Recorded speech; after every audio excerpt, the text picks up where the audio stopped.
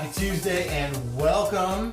We are going to talk a little bit today about how to analyze the year, give you a heads up on how you can make sure that you are looking forward to next year and starting to analyze the different things that have happened over the course of this year, everything from tournaments to promotions, instruction, online presence, partnerships, and a course analysis of how it is and where it needs to go.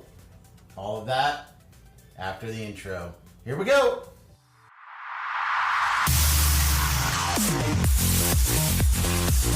This is the Golf Business Podcast with your host, PGA Master Professional, Jason Rockhold.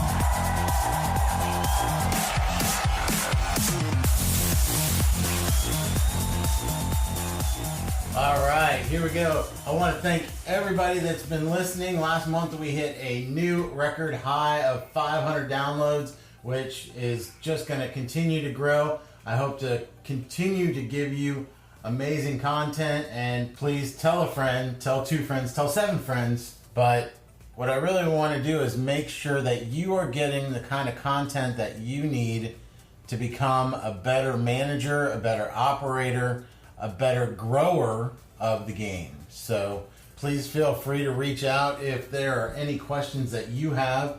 We have all of our contact information in the outro.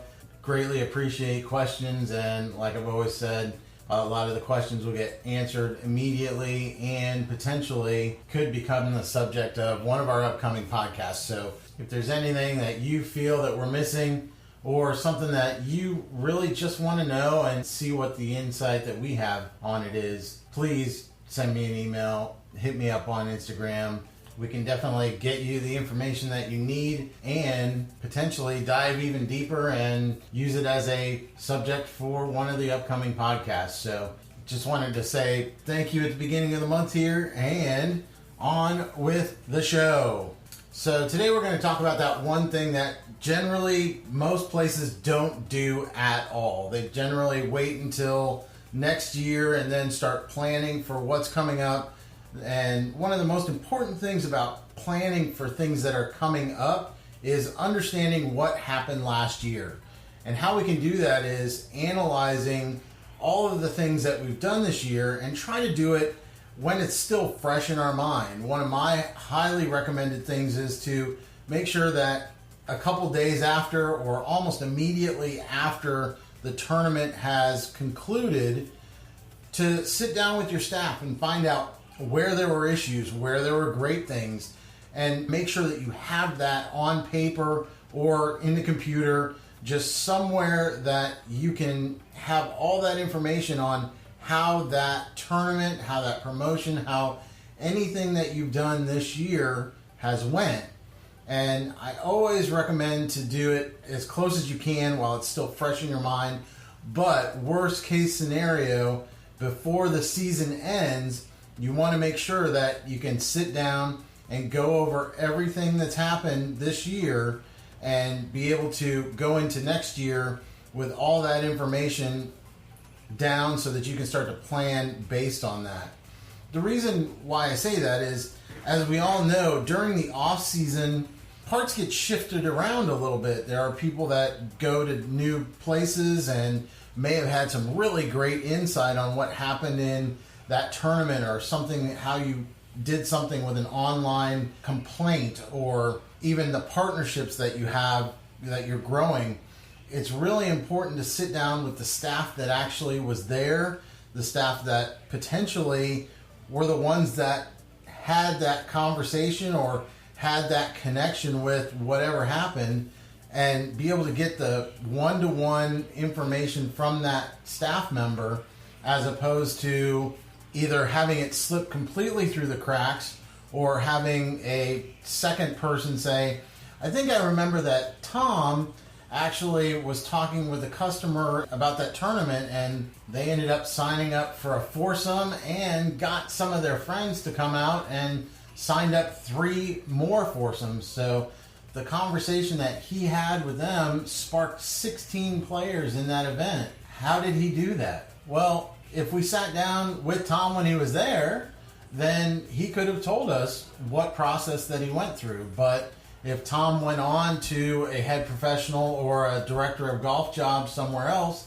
and we no longer have that direct access to him, there's a chance that he is just a really good salesperson, and that kind of came natural, and it was something that he didn't even think of. So it was something that he might not even remember the depth of what he did 6 months later. So especially with all the excitement of leaving and going to a new place. So you definitely want to try to get on top of it as soon as you can, so that you can make sure that you get the full picture of what happened, so that in a situation like that, you can find out how you can emulate that, how you can make that situation happen more and more and more, to just continue to grow that tournament out, continue to grow multiple tournaments out, and just see that top line revenue start to grow. So I'm going to dive in a little bit section per section and really start to talk about what you should do when you start thinking about analyzing for the year.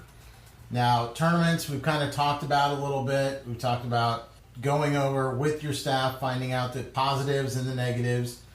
Also, promotions. Now, that's something that most of your staff might not know, but you can talk to your marketing team, if you can talk to the people that you are doing the promotion through. If you were doing a radio ad, how did that work? How many people did they know come through there? How many requests did they have at the radio station about that? And also instruction. What instruction programs did you run this year?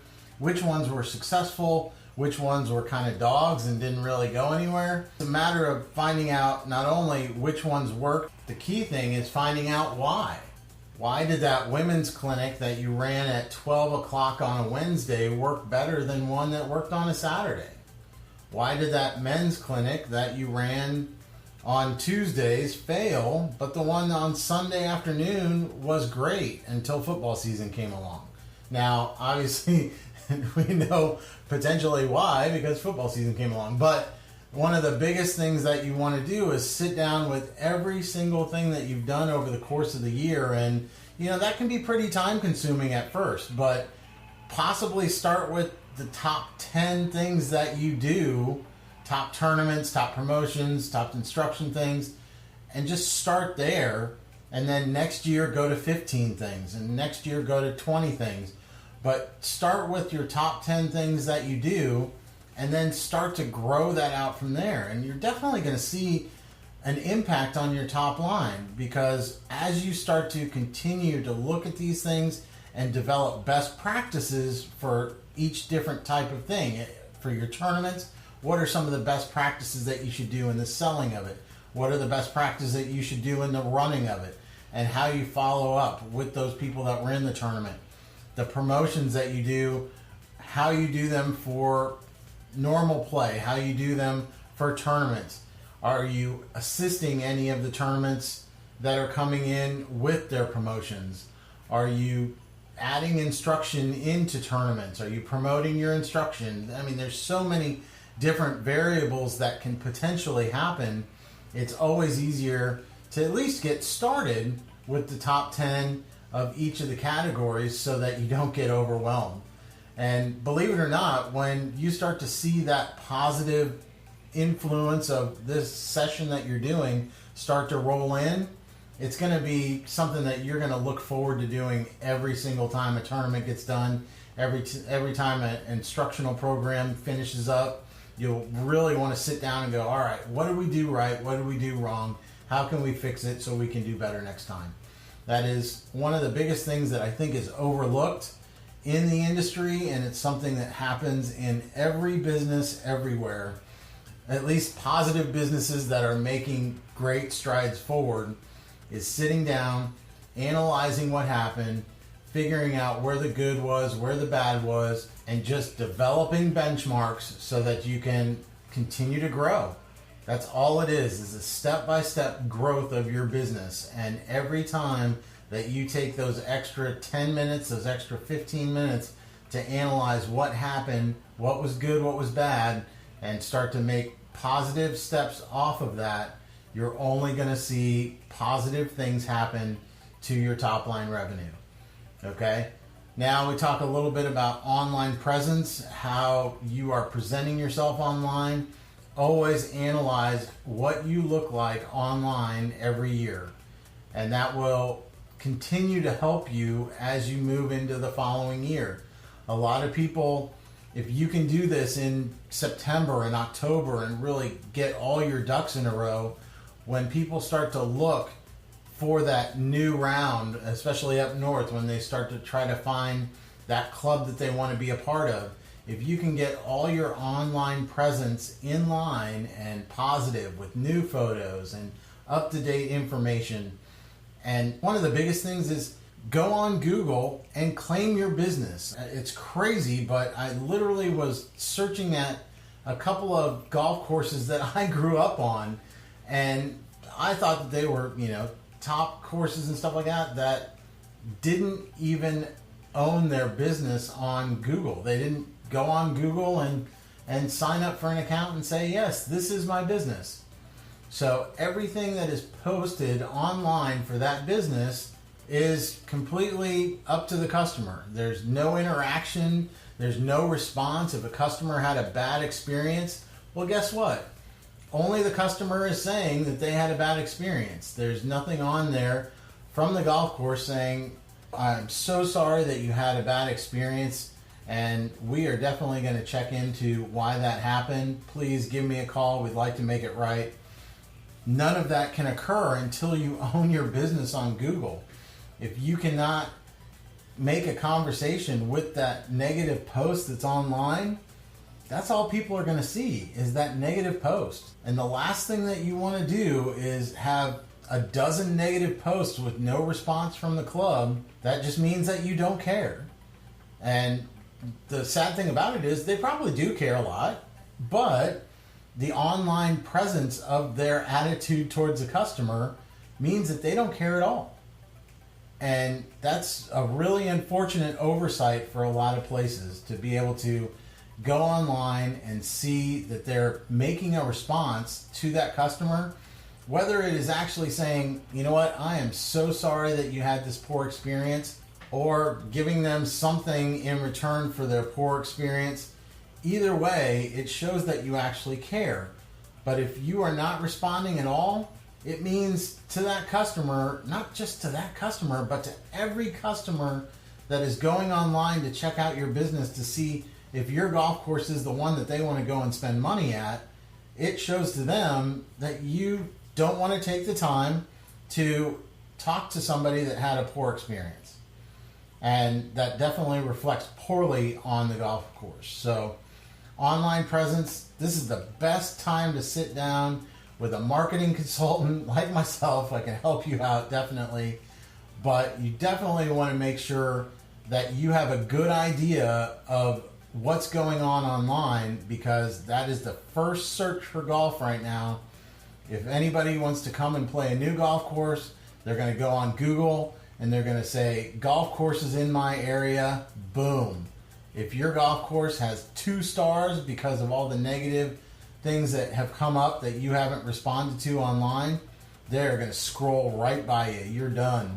I mean, even 3.5 stars are getting scrolled by, because the golf courses that actually care are getting those 4.5 stars, those 4.8 stars, simply because they're responding to the customer, and the customer changes their star rating from a 1 to a 4 because of their response. So it's really important that you check that out, talk to a marketing consultant, and have them help you through this process, because there are so many little places out there online that can affect your business, from the local review company that says, hey, these are all the golf courses in our area. If you have any reviews, please post on here, and we will tell everybody in the local area what it's like. They'll send out emails. They'll refresh everybody in that area to get people to come to that local site. To even some of the national ones like Golf Now or Golf Reviews, or anything that reviews golf courses on a national level. You need to make sure that you are covering all of your bases, all of your reviews, Make sure all your information is up to date. Make sure your website is functioning. That's another thing that I saw, is going to some different golf courses and all of a sudden this link is broken. This, you click on instruction and the link is broken, or you click on pricing and they've switched to another online service provider that didn't connect it to the website. There are so many different things that can happen if you don't pay attention to it. This is something that will lose tons of revenue, and that is why we are analyzing the business at this time. If you can get all your ducks in a row before the beginning of next year, and seriously, sometimes you are going to need 5 to 6 months to get some of this stuff going. You need to make sure that you really start to focus on it September, October, so that in your quiet times in November, December, except for down in Florida, I know you guys are rocking, but flip that around for everybody down in Florida and Arizona. You want to really take advantage of that March and April in those areas, so that you can start to work through all the kinks during the summertime down there. But everywhere else, summertime for us, where we are rocking and rolling, is in that March to September, October range. And this is the time when you want to start to really focus on next year and start to put together a good game plan for where you're going. Okay? Another thing, partnerships. You got to find out which partnerships worked well this year, which ones were highly demanding, over demanding, and became basically a negative drain on your income. I've seen so many groups that have said, hey, we want to be a part of your golf course, and so we're going to come to the golf course with 50 players once a month, and we're going to make sure that we get out there and play, and you go, all right, this is great. So you guys are going to sign up for 6 months. You're going to come out once a month, and you're going to have 50 players. That's 300 rounds. We really like you. You're awesome. But what happens is that group that promised that came out with 20 players the first week, 15 players the second month, 40 players the following month, 12 players the next month, and all of a sudden that huge group that you're spending a lot of time trying to get organized, setting up shotguns, turn into basically 100 players over 6 months.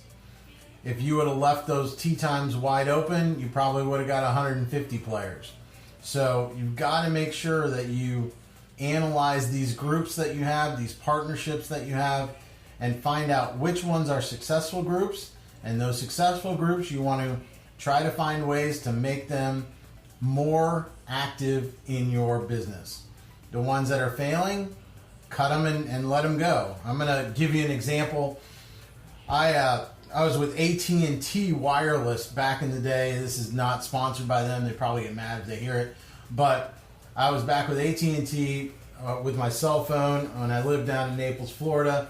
I moved to Arizona up in the mountains, and I got an email, or I got a written letter actually from them 6 months after I had been out there, that said that they are cutting my service from AT&T because I had too many roaming minutes and I was no longer a viable customer for AT&T. The cost of me being with them was more than the money they were making off of me, so they were cutting me off of AT&T.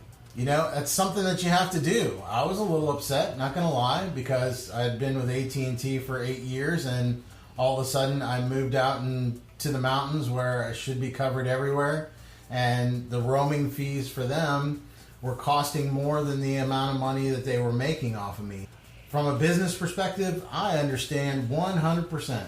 And if I was costing them $400 to use my phone out there and they were only making $100 off of me, I can understand why they would want to cut me from the AT&T family, so to speak. So make sure that you sit down, analyze your partnerships, and determine which ones are going to be the ones that are going to be positive moving forward and which ones are going to be negative moving forward, and really analyze that relationship and see if it's something that you want to continue. All right? So if you have any questions, please, like I said at the very beginning, send us an email and hit us up on our social media. We are happy to answer any questions that you have. So make sure you do some analysis this week. If not analysis, just make sure you do some documentation of the things that happened this year so that when you do actually sit down and do that analysis of the year, you have up-to-date information, accurate information, and some timely information that will definitely help you in the upcoming months when it's well out of your mind. So that's all I got for you this week. Have a great week. We will see you next Tuesday. See ya!